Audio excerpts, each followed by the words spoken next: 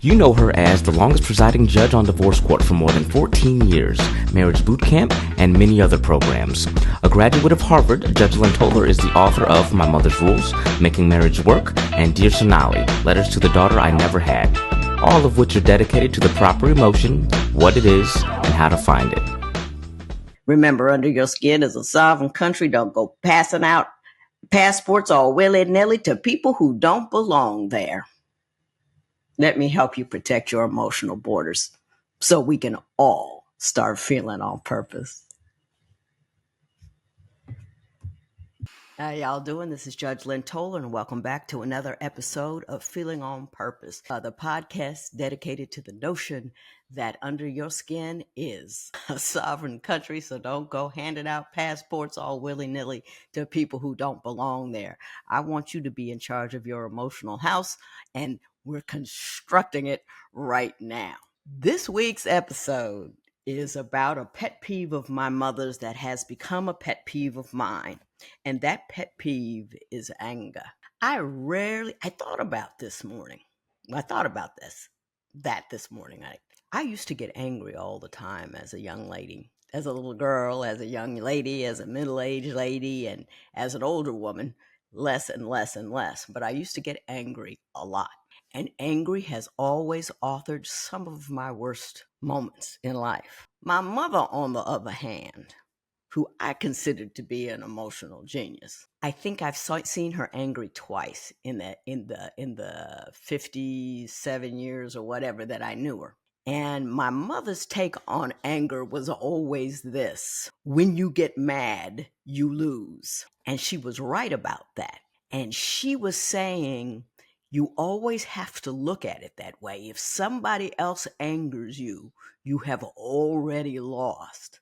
And I took that as an axiom for years. And then as time went on, and I sat on the bench in Cleveland Heights, and I sat on the bench in divorce court, I realized that you lose when you get mad because you lose access to so much. You lose access to your higher reasoning when you get angry, because angry acts like static in the brain, and you've got all of these hormones popping off, cortisol and adrenaline and all that good stuff, and things are just happening in your head. And since we feel far faster than we think, our feelings take over. And when our feelings are out front first, thinking don't get a shot. So the next thing you know, you've lost access to your higher reasoning. You've lost access to a fair amount of logic. You've lost access to exit ramps. Do you know what about it? Ain't nothing like a good exit ramp, if you ask me. In other words, you in a situation that is not going well. Do you have a way out? I love a good exit ramp. But when you're angry, you driving right past all the good exit ramps. Let me give you an example. You ever watch the people on TikTok or YouTube or Instagram or whatever that are all poppy with the police until they go into handcuffs? And I'm talking about people that, middle class folks like me, regular ladies out, and they might have been drinking a little too much or whatever, but are outraged by the notion that they could be arrested, and they get angry because they are insulted that they, as an individual, is being treated like a common criminal, even though they engaged in some criminality. And because they didn't see themselves as criminals, it made it all that worse. And the reason I truly believe that's true is because Thursdays in Cleveland Heights, Thursdays was my traffic court. And I mean to tell you, when regular folk like you and me get a traffic ticket, some of us get very, very excited and upset about it. It was the most outrageous day of my docket. I mean, I have arraigned people for beating and killing and just negligent homicide or vehicular homicide, but I've done all of those things. And what I realized was regular people who've been told that they've done something wrong take great offense to it. Take great offense to it, even if they're wrong. And usually the ones that you see on TV, they've been drinking. And so when you're drinking, Drinking is a little like being angry. You lose access to a bit of your higher reasoning, and you go with the flow, and you can't control where you go. But anyway, they get so angry that they miss all the exit ramps. They could have complied at any point. They could have just stopped talking at any point. Ron White tells the funniest joke about he was getting thrown out of a bar, and the police told him that he had the right to remain silent, and he said, but he did not have the ability. I love Ron White. He's so hilarious. But anyway, you miss the exit ramps because you're wrapped up in where you're going. You're wrapped up in where you are. You can't see the circumstance around you because it limits your vision. It pulls everything into focus because only thing on your mind is that thing that made you angry right there. So they miss the exit ramp and end up in the pokey. And when you get mad, you do, in fact, lose. And I think that is something that we need to remind ourselves of in this current climate where even our elected officials, and I'm not talking about the presidential election even, I watch congressional hearings. I don't know why. I also watch plane crashes. So I got something to talk to my psychiatrist about this week. But anyway, they seem to be trying to one up each other on anger now because this is how we are. We gonna cook.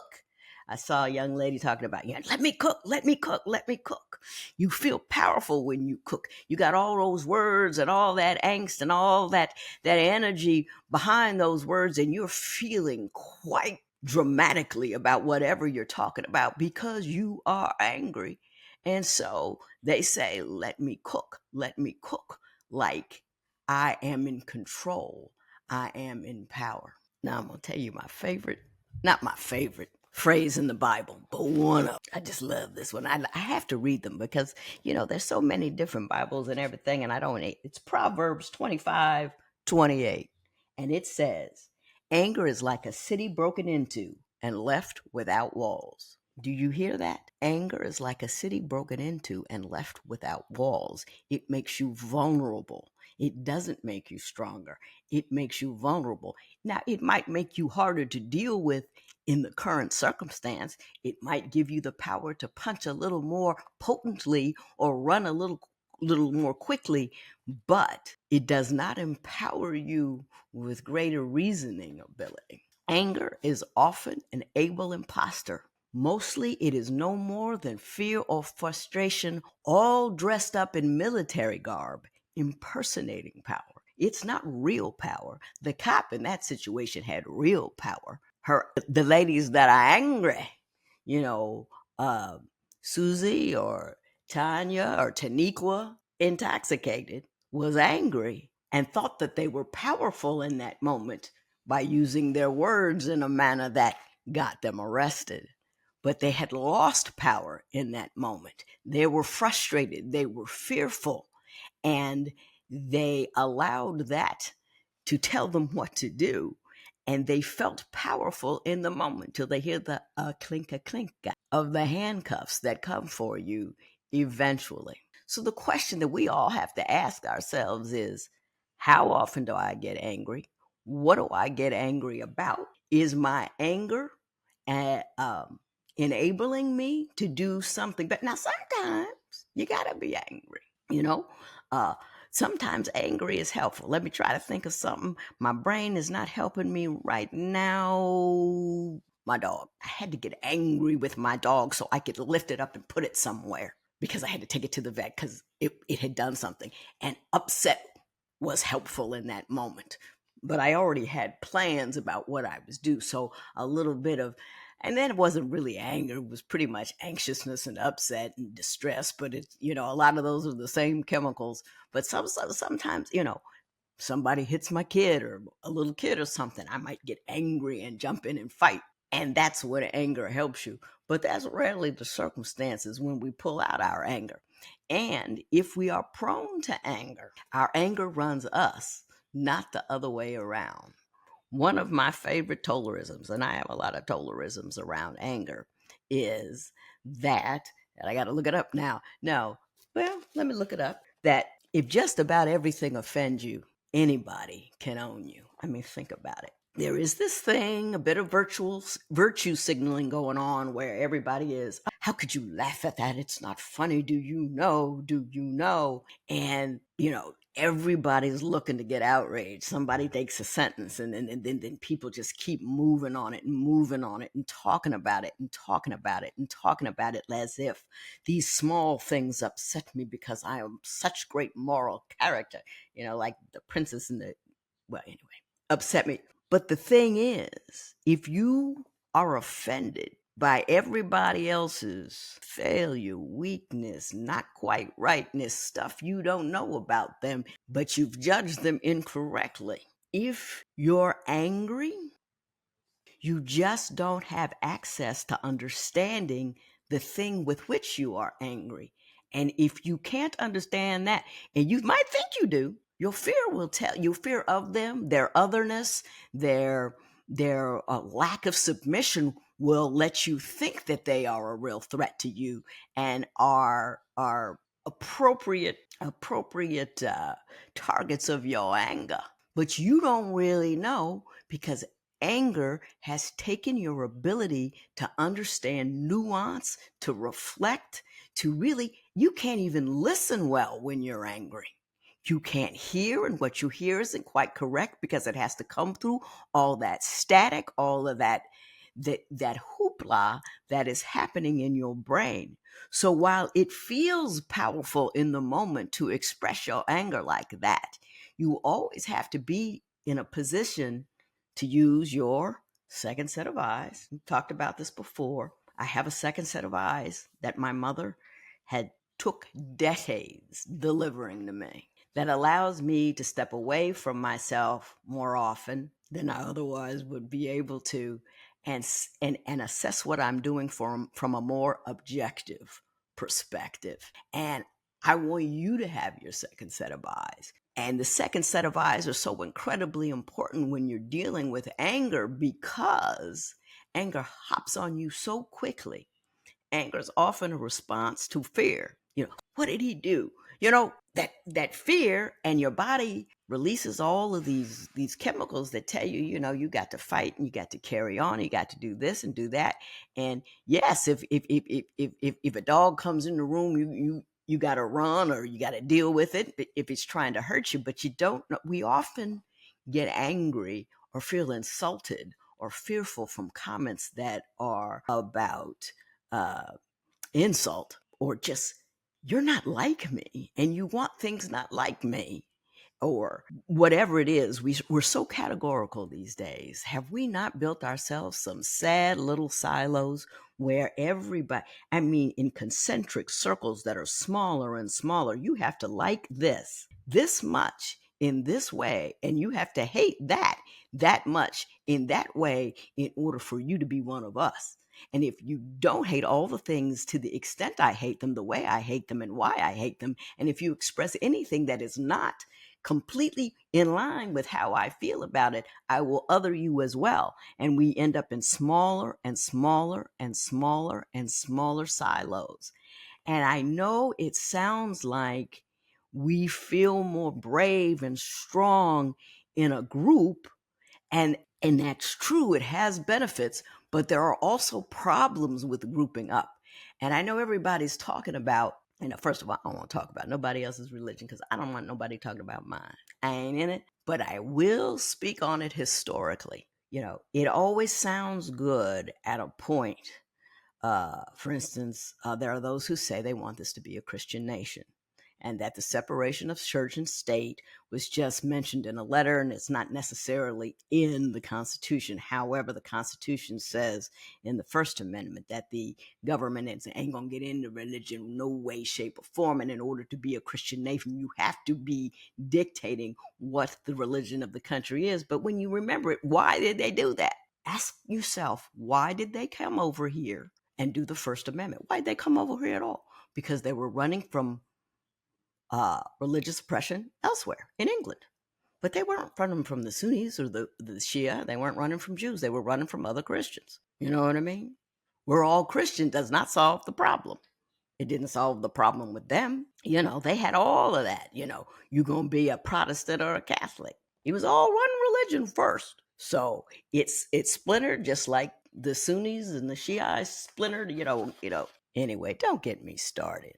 All I'm saying is people tend to silo up and their groups get smaller and smaller and smaller because once you're in that group, you want to dictate terms. And when you dictate terms like that, you can't, we're in a place where we can't accept difference.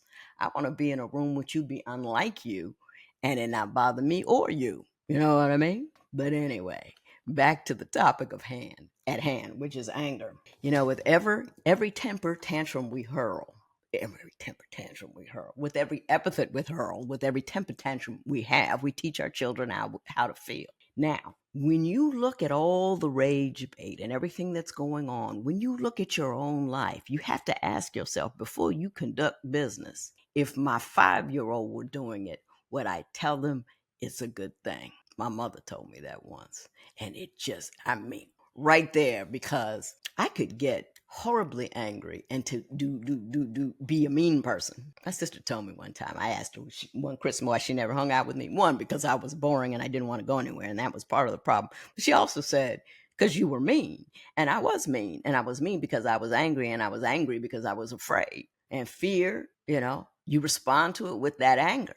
And that's why I've had to fight anger all my life. It is my fear dictating terms and pushing me to a conclusion of horror and catastrophe that is incorrect because my mind had been hijacked by all of those chemicals.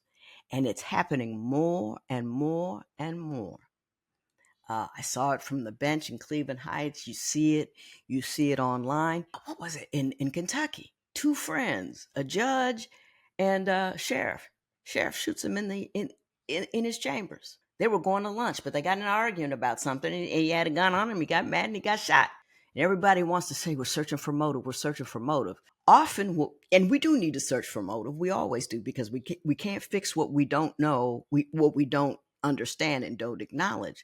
But what most people are looking for when they're searching for motive is motive that would be sufficient for them to say, I understand why he did that way.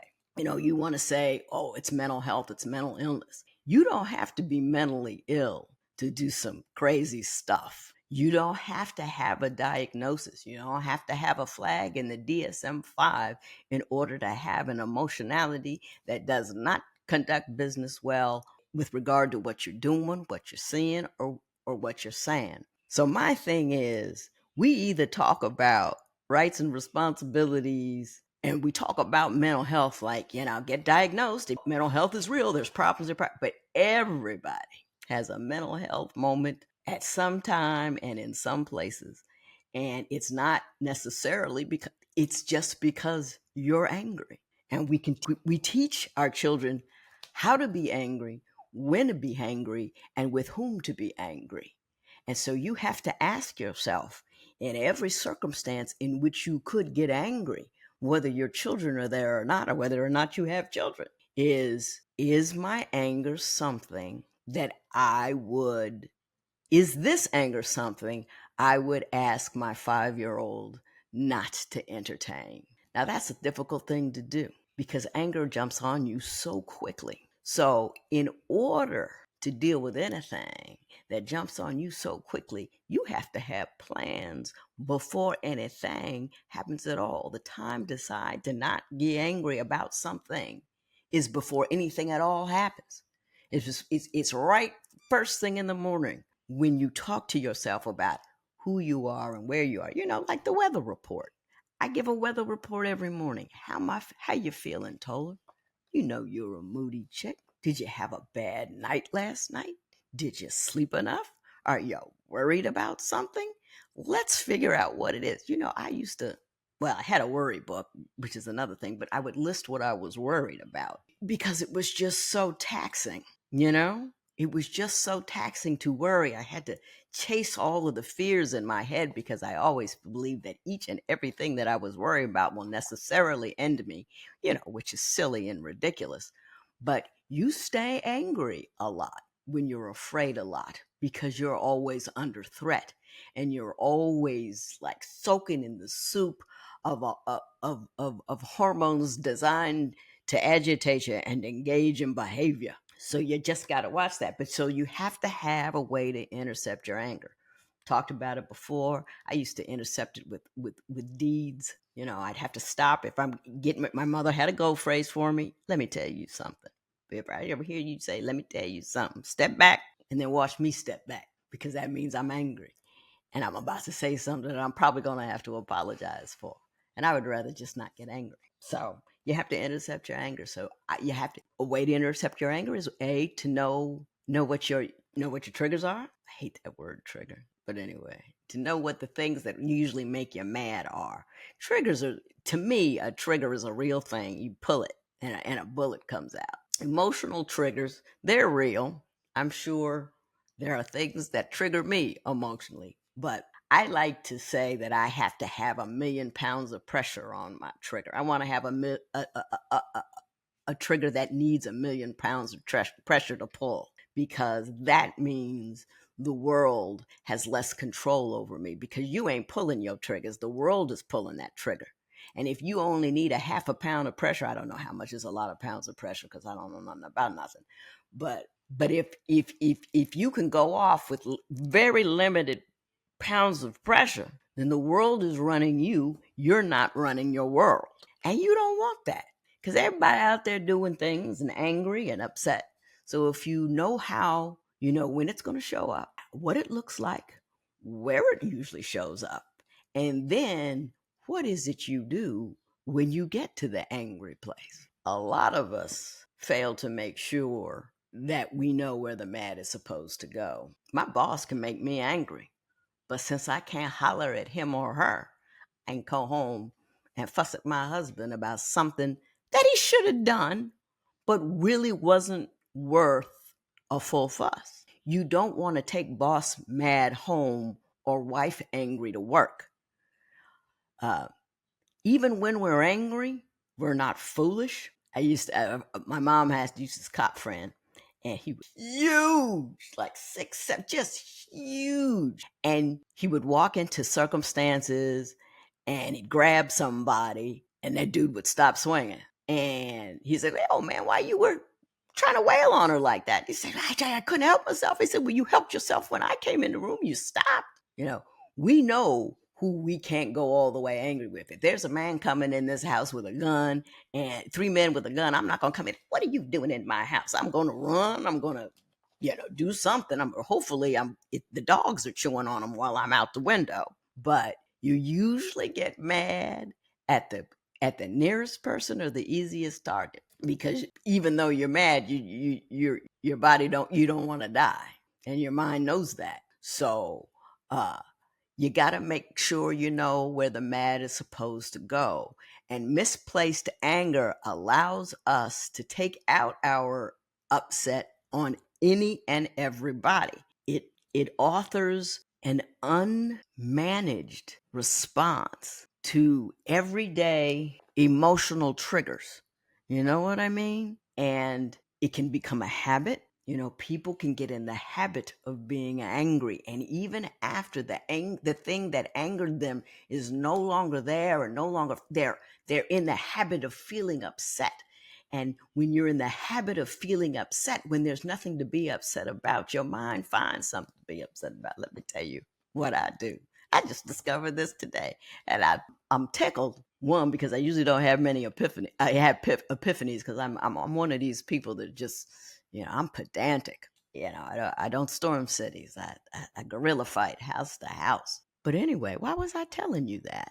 I guerrilla fight house to house. Well, the epiphany that I had this morning was I was working up a strong stress response to my dirty flow. My dogs had dug up the sprinklers in my backyard and made a water park. They went out there, they played in it, they tore it up, they were mud, then they flew through the house. I had mud everywhere. And I couldn't get it fixed right away, so I had a couple of days of this. So anyway, my house was just filthy, just absolutely filthy. And I have bought mops. Cedar did not make my life easier. I don't know how that happened. I bought one mop twice, didn't realize that. New mop heads, everything. All I'm doing is slurrying around the dirt. And I was mad about it. And I got fixated on it. And I was like, I got angry about this. It's just ridiculous. And then I thought to myself, in the pantheon of indignities that I have suffered in the past couple of years, my husband died. He was my life, and when he died, everything just caved in, and I had all of these extraordinarily difficult things to do. So I was putting out fires all day long and just struggling and struggling and struggling. And I got used to struggling. So I got used to being upset all day. So when I had some of those problems solved, they ain't all solved. But when I had some of them solved, I brought some small problems up from the basement of my brain and I allowed them to meander through the main rooms of my house, of my mind. The main rooms of my mind, that's where they were. And I was just as agitated by that as I was by the visit from the police 2 weeks ago, which I ain't gonna tell you about. My life is a little more sparkly than you think. I just can't tell those stories, But that's what that is, You have to be able to see your anger as a separate thing and something that you manage and you control so it don't control you. Then you got to work your quirks in the way they work for you. And when I say working your quirks, I mean, I know what makes me angry. I make sure that every day, because I'm moody, my quirk. So I ask myself who I am, where I am, and what I'm doing and what I'm feeling every day. I talk to myself a great deal. Lynn, don't get angry. Lynn, that is a fear move. Stop right now. Is it that important? If you were on your deathbed, would you think about this instance as something worth agitation? I ask myself all the time, talk to myself all the time. Is it worth it? Is it real? Is it necessary? Is it for you? Is it right? Is it wrong? You got to ask or you won't know. Anyway, you got to work your anger just like you work your other emotions, except it tends to be more aggressive and quicker because you have to be fearful for the fear and then the anger. Not always or often. Frustration and then the anger. And the more you see others as other, the easier it will be to get angry. That's all I have to say about that. So pay attention to how you feel. Pay attention to what you're doing. Pay attention to what's happening. Pay attention to your circumstances, because the last thing you want in this world is for the world to know where you're weak and just get up in there and decide that they can manage your day for you. I'm sure the sheriff and the judge, whatever they were upset about, was not worth both of their lives. But in that moment in Taco Bell, in that moment when you got rear-ended, in that moment, you have to be able to manage your emotionality. And to the extent that we don't, given what's in the zeitgeist, let's go shoot people. I do want to tell you about a project that I worked on called Bloom 365, in which we used to go into schools to help people. It was to teach young children what a healthy relationship looks like, because we are always talking about domestic violence can often 1 in 4 people, 1 in 4 women, less men, but still both ways. It's not one way or the other. The majority are women. And we would go into schools and not only talk to young people about how to recognize the signs of an abusive relationship so you don't get in it, is how to recognize if you are an abuser in a relationship so you can stop it. And when we did that, we went in and heard the stories and the emotionality of these kids and in each and every one, well, I will say this. There are those, we used to give them what we called elephant in the room cards. So, because they're not going to tell you nothing spectacular by standing up and raising their hand, and they could write down what they're feeling. And we would have people, I'm going to change this in terms of technical terms, but this is this is the level of what this person was talking about. She said, I'm going to kill him and everybody who didn't believe me when I told them what he did. And every time we got into a school, you would see 2 or 3 very alarming elephant in the room cards that were the fear and the frustration that could burst into anger at some point. And what we would do is we would figure out who people were, we would surround them and try to get them together.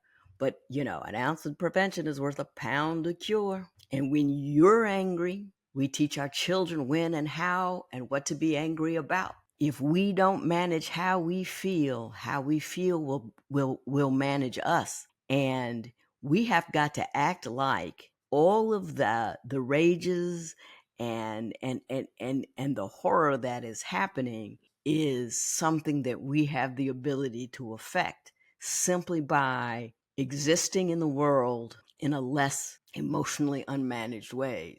And that ain't gonna change the world. If 10 of us, it ain't gonna change the world, or 20 of us ain't gonna change the world. But if you get critical mass of a certain percentage, it begins to move the masses in general. And all I'm saying is, you want power? The power you have to have over first is you. I always say, in any fight you have, the first battle is always with yourself. Because you got to show up correctly, not show up in a manner that, for instance, Donald Trump, I don't care if you like him or you don't like him. I don't care if you like Kamala or you don't like her. Let me say this. She knew what to do to get under his skin. And that was an emotional door that she had to shut. It can expose you. So anyway, that's it. Feeling on purpose. Feel better, feel fine, feel good, feel kind. And I'll see you another time.